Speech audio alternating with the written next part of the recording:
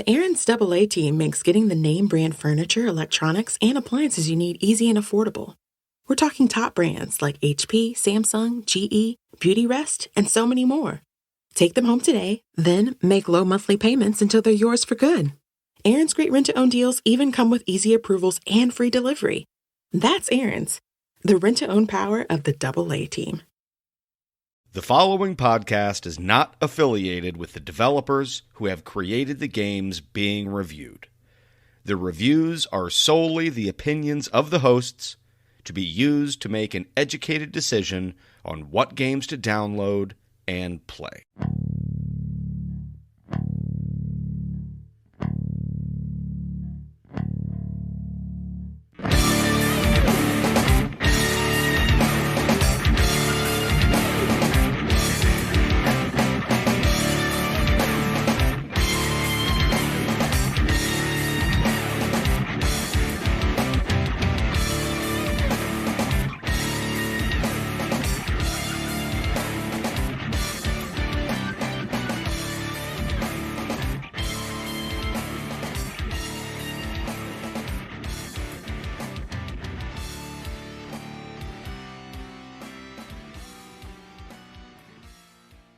Hello, gamers, and welcome to Budget Arcade, a free-to-play gaming podcast to help you navigate through the growing realm of free-to-play games. I'm Scott. My name is Jeff. I'm Mark. Episode number, I think this is like 66?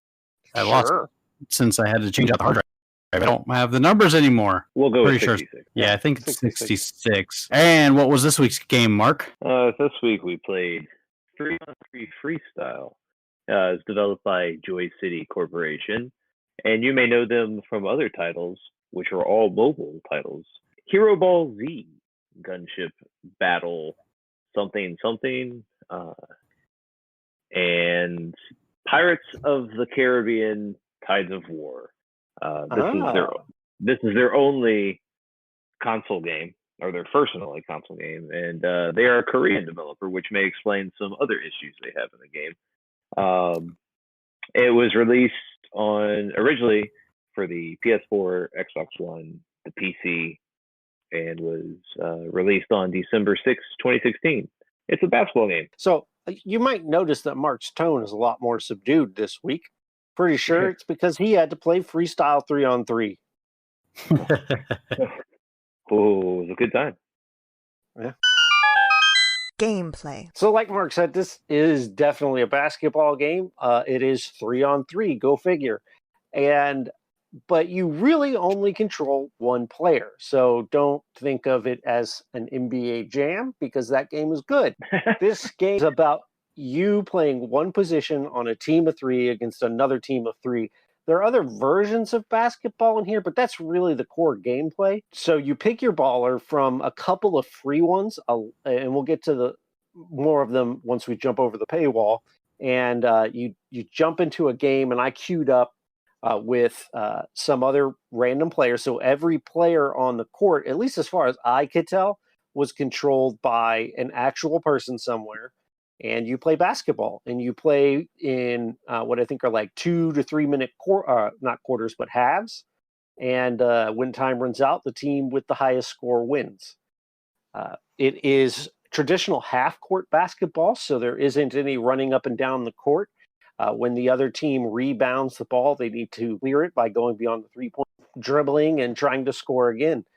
You can jump, you can juke, kind of like a turbo. Basically, you kind of take a defensive posture to prevent someone from running around you. The whole gameplay is slow. This game, every aspect of this game takes forever. And it's that's an understatement. It's disappointing, is because the game has a lot of depth, and to get anywhere is a chore, and the gameplay especially. I mean, just the characters running around on the court, it's just very slow, very plotting. There's not a whole lot of fluid movement. Even when you're rebounding or trying to rebound shots that have been taken, it's almost like your character falls too slowly to even get in position for another jump, and it feels cumbersome, I would say. Yeah, and it looks like they're running on ice to a degree. Yeah. And so this is going to be kind of the theme for my review of this game. Everything that this game does is just a little below average, right? It's not horrible. It's not completely broken, but it's worse than the most middle of the road game you can think of. The load times on this thing are crazy. Like, they're horrendous. Oh, yeah. And They're there's even terrible. when you're loading into the game the first time, or every time you boot it up, you're seeing a baller shoot and miss a bunch of shots. And then when the game finally is ready to load, he dunks it.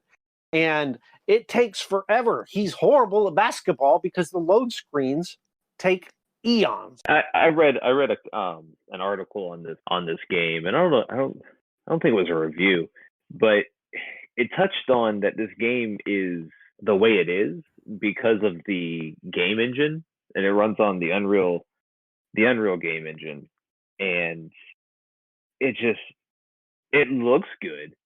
The presentation is good, but the gameplay, I mean, it's just I got tired of playing it after like three games, just simply because I was like, what are we doing here? It's now I can't agree with the fact that it's because it's running on the Unreal Tournament engine, because the original Unreal games, or like the ones that are on the updated engine, are still fast games. Like, you can speed around a map pretty quickly without any issues. Whereas this is like, it's so slow. And I mean, Unreal feels a heck of a lot faster than this game ever will be. So let's talk about a couple positives, because Mark's right. The game actually does look pretty good. The character models look like Fortnite character models, so they're kind of cartoony in their proportions, similar to like you would see in Fortnite. And you can get different skins and stuff, but we'll again get into that over the paywall. But then you have the audience that surrounds these street courts, and they look like cubes pulled from Minecraft. Yeah, and they're animated and they move around, but they are blocks in this world where the people playing basketball are more humanoid in their proportions, more human in their proportions, and their face shapes and stuff. But the onlookers look weird. They look like Minecraft characters, but then they act like the old Wii emoji characters that you could make. Like, they act like that, and they look like Minecraft characters. So it's very confusing. So the other thing is some of these. So I can't remember all the players' names, but there's a guy like Tony, I think, or who's dressed like a basketball guy. He's got a shirt. He's got a jersey on with basketball shorts and sneakers, and a backwards Joey. Joey. That was Joey. And that he looks like he plays basketball. And there's a couple other ballers that do. But then there's people like Big Dog. And if Big Dog is on your team, you will constantly hear, "Dish it to the dog," because he's calling for a pass. Dish it to the dog. Dish it to the dog. Now, Big Dog has decided that the best way to play basketball is in big pants with Timberland boots, full clothing, and a gigantic jacket. Now, I'm no botanist, but I have played a decent amount of basketball, and that is a horrible outfit. There's other characters, some of the female characters, play in high heels. Yeah. That is an incredible feat for these athletes. I enjoyed playing with the character Max. He's like an 8 foot tall nerd. He's wearing his jeans up to his belly button. And was that the guy that kind of reminds me of Napoleon Dynamite? Yeah. Yeah. He's like a power forward. His specialty is rebounding, even though nobody rebounds in this game. And he's got this, like, he's like a stretch four where he can shoot the three. Ooh. Oh, Mark is using basketball lingo. He called him a stretch four. Oh, I'm so excited. listen, That means you watch basketball, don't you? I watch a lot of basketball. Okay, cool. I thought I would be the only one. I'm a huge basketball fan, so but like other characters, like there was like an Asian female where she's wearing heels, overalls, um, like big traditional hoop basketball earrings. garb. Yeah, and like she's like a hybrid 3, maybe a 2. She could shoot the jump. I don't know, but So let's explain, because I have a feeling that not many of our listeners watch or care about basketball. Scott Kurt doesn't, as far as I know. That's correct. Mark is using numbers 2, 3, and this corresponds to positions on a traditional 5-on-5 team. But generally speaking, there are 5 positions in like the NBA. There's point guard, which is your 1. Your 2 is the shooting guard. 3 is the small forward. 4 is the power forward, and then 5 being center. And then in this game, they still, even though it's 3-on-3, each of these characters is assigned a position. So your point guards are going to be smaller, faster, have a little more shooting range. Your centers are going to be bigger, big dog. Dish it to the dog is going to be a big guy that plays down low, tries to get rebounds, and that sort of thing. So as you play, you earn currency that you can use to buy drinks that will level your players. Now, you don't get, as far as I could tell, really any say in how they level. You only can dictate that they level. So if you have a point guard and you level them, they're going to level in the areas that benefit a point guard. But if you want to have, like I would have, a Sam Perkins, a stretch 5, someone who plays center but can drain the 3, you wouldn't necessarily be able to get to make that in the game, because you really don't have any way of deciding where your skill points go. I mean, that's correct. It's you don't there, and when you play with other actual people, I quickly found out that this game is a just all on 1-on-3 game. There's no team aspect when you play with other folks. And unless you try with friends, maybe you could put something together. But yeah, but it was just it wasn't fun for me. It's because when I was playing with just random people, it just became me just trying to get rebounds. It's because everybody was just trying to jack up their own shot. There wasn't a whole lot of passing. There's not a whole lot of teamwork, and so that really took the fun aspect out of the team portion of the gameplay. The 3-on-3, it completely eliminated it for me. Yeah, one of my matches actually had people who were trying to get the ball to the open player, and because in my last game I played, I would just stand at the perimeter where the 3-point line is and just wave my hands in the air wide open, because all the defenders have gone and pushed in deep, and I'm like, come on, like. So I agree, if you're just queuing up with randos, and that's not necessarily a fault of the game, it's just the nature of a sports game like this. People who have the ball are going to try to keep the ball and make plays with it, and people without the ball are just going to be spamming the call for pass button, and you'll just hear dish it to the dog over and over again. Dish it to the dog. Paywall. Well, remember when I said that there's a currency you can earn by playing the game to purchase these drinks that power up and level your characters? They can max out at a level of 10. And again, you can earn that currency for free by playing games, or you can purchase points, which then you can then convert into coin, which that you can then buy these drinks with and level up your players. This is very much a pay-to-win style game. Occasionally, not only that though, to buy newer characters, I believe you have to actually pay the real life currency for them, right? Probably. I would believe that to be true. Now, I'm not, because I noticed there was like a gold currency that you could earn, and you could purchase some of the characters with that, but then there was others that you could only purchase with their bundles, and then like others where you could only purchase with I believe the premium currency, which obviously you have to pay for. So yeah, and a lot of those characters were statted better than the other ones, if I'm not mistaken. Yeah, I didn't look too much into that.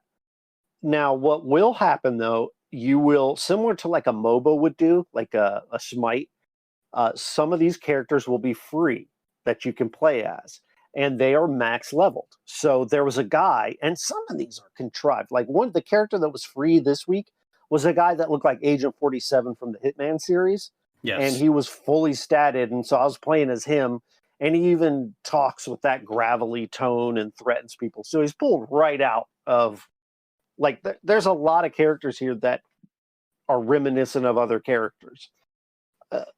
But doesn't really make a difference. It's just that it is a pay-to-win game. There are bedazzling elements. You can have pets, you can get gear, you can, dress yourself up.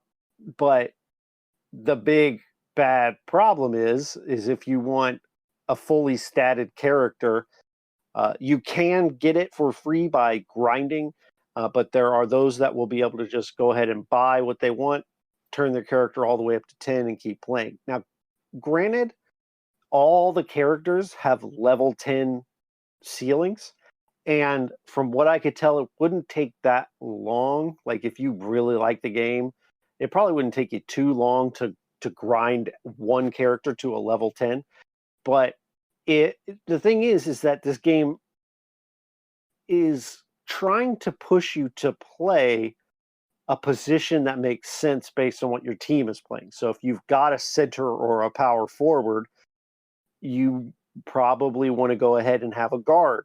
Or if you've got, a guard and a forward, you're going to want to have a center. So yeah, but most of the characters, in my experience, of the handful of the characters that I played with, they all handled the ball relatively well. I mean, some would be faster than others, but there wasn't like this one particular character that couldn't dribble at all, or this one particular character that just couldn't shoot and that you just needed him in for rebound. Right. They all just seemed very similar, and the only difference they had was like maybe a speed stat or what they were quote unquote good at. And that just, I mean, so I guess what I'm trying to say is that the depth of the game, while it's there, it's kind of not real depth. It's kind of just surface depth. And I know we're talking about paywall, but I just had to get that off. No, I agree with that. And again, you need to probably have people around you that play as a team. But at the end of the day, the game's not good enough to want to commit to that.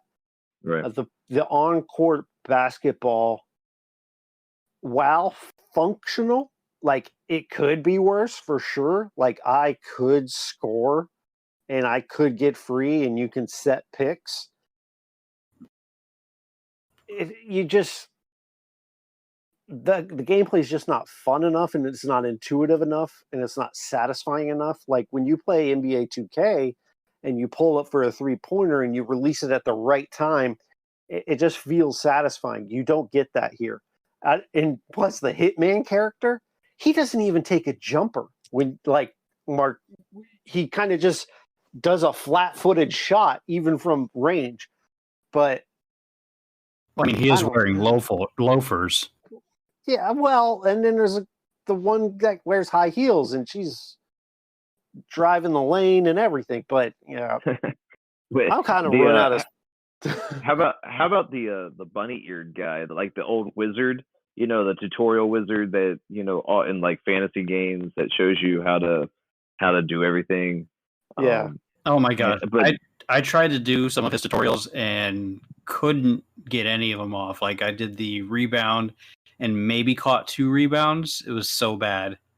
But his whole like physique, makeup, it was very, very Asian to me. And I don't say that like trying to speak on anything like if any Asian people are listening, please don't take that the wrong way. It was just out of place to me. His whole, like, I don't remember, was he wearing overalls, or I don't know. But he kind of had like sunglasses on. He had these bunny ears. He was, and then the dialogue. Oh, can we talk about the dialogue? Go ahead. Have at it. Oh, it was so bad.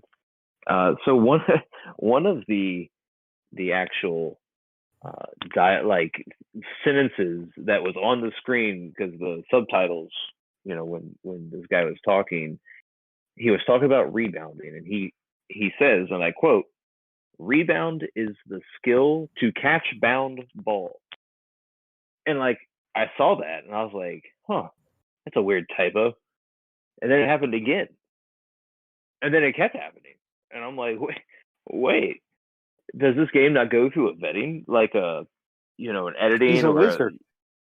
That's how wizards talk, Mark. He's the basketball wizard. I will say, Mark, from experience of playing other Korean-made games, it is very common that the translations are not done up to par, and they end up being like that. It's happened quite a few times in other games that I've played that come out of Korea. No, so I'm going to stop both of you on that. Well, I don't think it's because they come out of Korea. I think it's because they come out of studios that don't have the money or not have the ability to pay a translator to localize their game. They can't afford to localize for teams. So I don't think it's a location that's an issue, because you could have really any game that is programmed by non-native English speakers could run into this, especially if they don't have the budget to have someone localize it, because the big companies have huge teams that localize these games. And that's why when you get a big time game, so like anything made by Ubisoft is usually a French company, and the reason you don't run into that with these is because they pay somebody to localize it. So yeah, but Ubisoft is a major. That's what I'm saying. Well, and they also have the money, but they also have the teams that are multicultural. That's their biggest thing. Is they even talk about that within the Assassin's Creed games, where they're like, this is made by a multicultural development team, and pulls from all the sources to be able to try and create. So, okay, let's talk about Assassin's Creed then. So the reason they had first few Assassin's Creed games dealt with the Templars, who tended to be Catholic, right? And so to talk about that, and my point isn't just specifically Ubisoft. I think the problem with it is not because it's made by Koreans. Other Korean games have been like this, is what I've heard, is not because it's because it's a game made by a small studio that does not have a team like an Ubisoft would have, or the money to hire a team to localize the games. The majority of people that work for Ubisoft are French speaking. They operate out of France, but they have teams dedicated to localizing their games. So my point is, it's not because it's Korean. It's because it's made by a small studio that cannot afford to pay people to localize their games. So now my question is, was this game made for a Korean audience, or was this game made for a Western audience? Because basketball is huge worldwide. So yes, but the art style and the presentation style, that all speaks Western to me. Well, I'll agree that it definitely speaks Western, but the center of the basketball universe is the NBA. Right. And so the culture surrounding the NBA is Western, and that Western influences basketball from everywhere else. So even if this game is made to look like an appeal to a Western audience, I think it's because they're just trying to appeal to a basketball audience. Yeah, I could agree with that. I mean, basketball was, started in the West. but I believe and it's the biggest here. Although China, it's like China's national sport now. I can't. Yeah, I think China's like really huge big in China, and it is huge everywhere else because it's such a straightforward, easy to understand game. And just kind of, was this game made for? I think it was made for whoever they try to put it in front of. Yeah. Well, then my answer to that is then they should have done a better job. Okay, and my answer to that is sure, but the problem isn't not a big company. With this game isn't just the translation, because if there were typos, fine, but if the game played great, wonderful. But if you're saying they should have tried harder to localize, okay, yes, I'm not saying they shouldn't have. What I'm saying is not because it's a Korean game. That's what I'm saying. But they also should have tried harder to make a better basketball game, right? Sure. They should have optimized this because it runs like garbage. It's loads so slow. It's so stuttery. Operating the menus is a chore. And now, one thing I will say, they operate about as fast as EA Sports' menus, because EA Sports games menus are sluggish just like these. These might be slower, though. So EA Sports take just as long to load on each menu? Because that's what I was finding happening a lot of times. Was I would go to a menu, and it would take forever to load that specific menu. That initial load, so I would say that everything is a little longer in Freestyle 3-on-3, but EA Sports games, that initial load can take quite a bit, especially in the NFL games. So I don't think that that's necessarily specific to sports games, but there's definitely, it's a hefty load time here and on EA games. Replayability. Well, there are lots of characters. However, you only have access to a few. And I don't think it would really take you that long to max them out, but you can play with people. I just think you'll get bored because it's just the 3-on. Speaking of playing with people, did you find at any point the ability to play by yourself against AI? No. I did not. Okay, neither did I. So this game is solely online. You cannot play it against bots. You have to play against other people. I did find that I played one time where it was me and 2 bots on my team, and then I was playing against somebody that had 2 bots as well.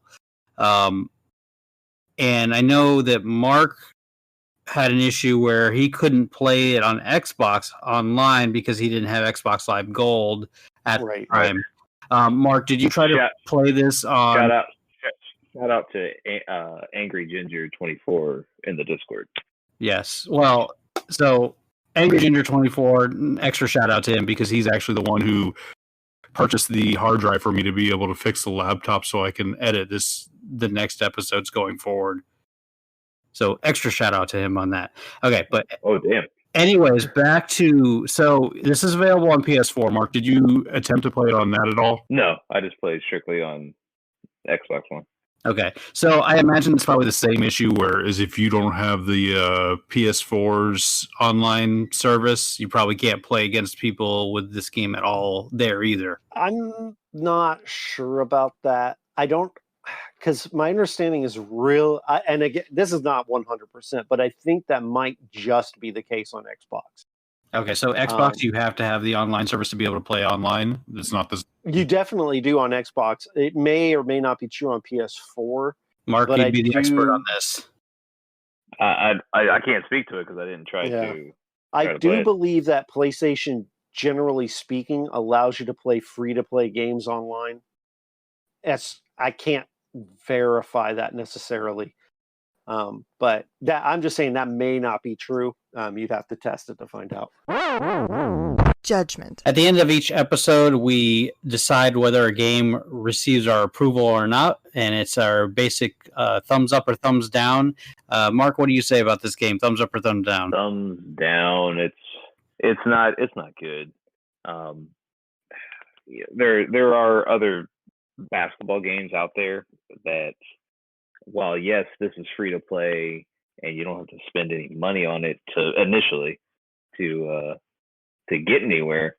I just you can spend $10-15 on an old version of 2K or NBA Live and get a much better product and be very happy with that and not having to have headaches over this game. I can't recommend. I'm not generally a basketball or sports game fan, and the basketball game that I played was NBA Jam. So I'm not the best judge on this. 93. Yeah, 93. Yeah.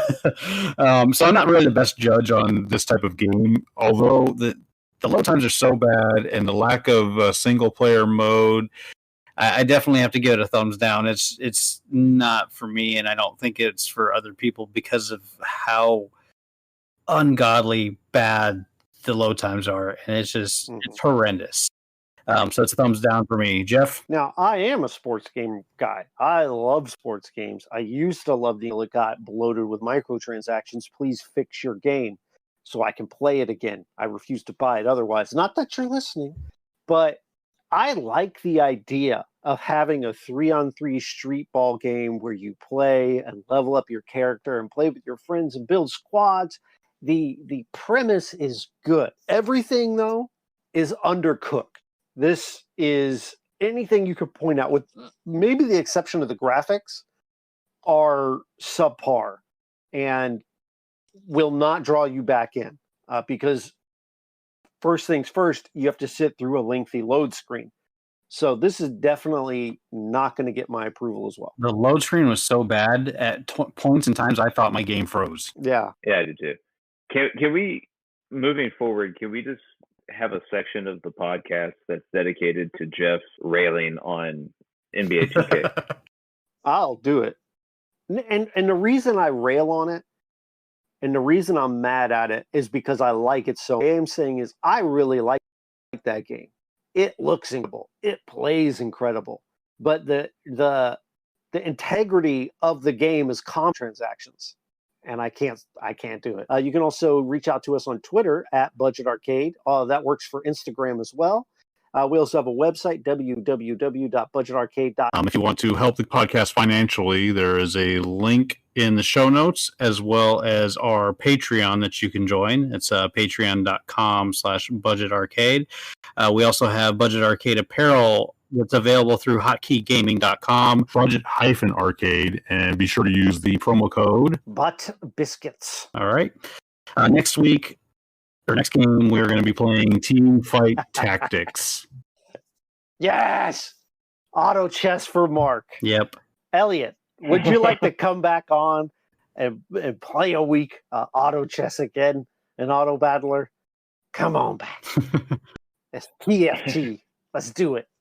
I'm excited to play a game that's not broken. You calling Elliot out on this one? No, I would love to have Elliot on because the thing is that he hates going back to this style of game, and I like making him do it. So I want to formally invite you, Elliot, to come back and play TFT with us. All right, thank you everybody for listening, and game on.